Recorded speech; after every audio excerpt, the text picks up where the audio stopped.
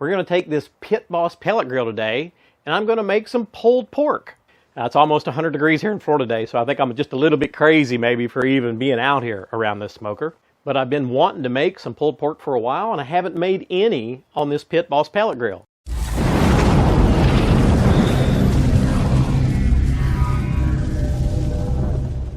This is 3.2 pounds. It's a boneless picnic roast, okay?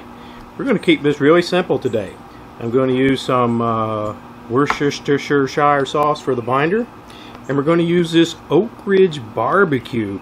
This is their secret weapon, pork and chicken rub, okay? Keep this really easy. And by the way, this piece here, it was just kind of hanging on it, so I just went ahead and cut it off, and we'll cook it separate, right? Okay, so again, pretty simple. I'm not going to trim anything.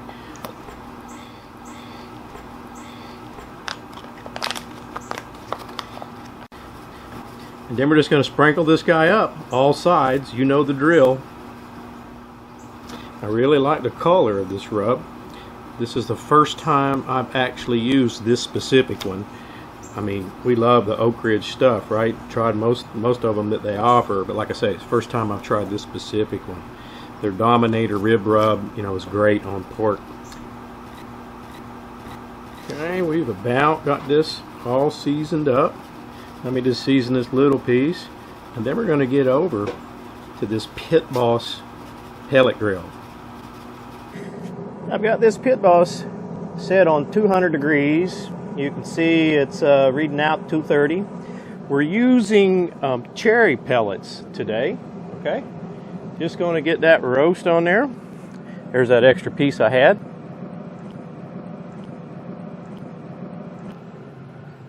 Just going to spray this guy down. What I've got here is a mixture. It's just a 50-50 mixture. Apple juice and water.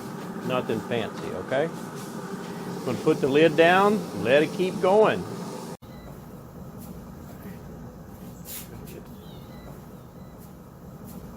We got it on the foil, all right? Now we're just going to wrap it up, and I'm going to put a little apple juice in here. Okay, so I'm just going to pour a little apple juice, like I say, probably a quarter cup. It doesn't take much at all. And we're just going to seal it up real tight like, so that juice stays in there. And then we're going to get it back over here on this Pit Boss. I don't know if I mentioned it. I lost some time, so I cranked this guy up to 300 degrees, and we're going to cook it at 300 for the rest of this cook. So let me just get my temp probe back in it. Okay, get the lid down, let her go. Okay, it's been somewhere between 6 and 7 hours cook time. You can see we're at 202.5 degrees. I'm going to get it off here. Now the reason I'm not exactly sure what the cook time was. I had two problems today with this pellet grill. One, I came out to check it at the hour mark, and the unit was turned on, but it had stopped feeding pellets, and the temperature had dropped down below 100 degrees. So I had to pull it off, bring it back up to temperature, put our roast back on the pellet grill. I came back to check on it, and the pellet grill had flamed up. Have no idea why. It was set on 200 degrees. So anyway, I had to shut everything down. You can see it got so hot that the paint or the coating on the outside of this guy bubbled, okay? So I don't know how much time I lost there. Maybe a half hour, I don't know. What I ended up doing was where the pellets come in, there's a cup and they burn there. I guess because of the humidity in Florida, there were some extra pellets. Some had gotten moisture in them. So that's why I think it died out the first time. I have no idea why it flared up. Things happen. Let's check this pork roast out. Let me just get him off of here. I'm going to let him sit for half hour. Okay, this pork's been here about a half hour. I don't know. You can see I didn't bother putting it in a cooler. It's 100 degrees anyway. But I did wrap it in a towel. And it is plenty hot. Okay. Okay. All right. So let's have a look at it together.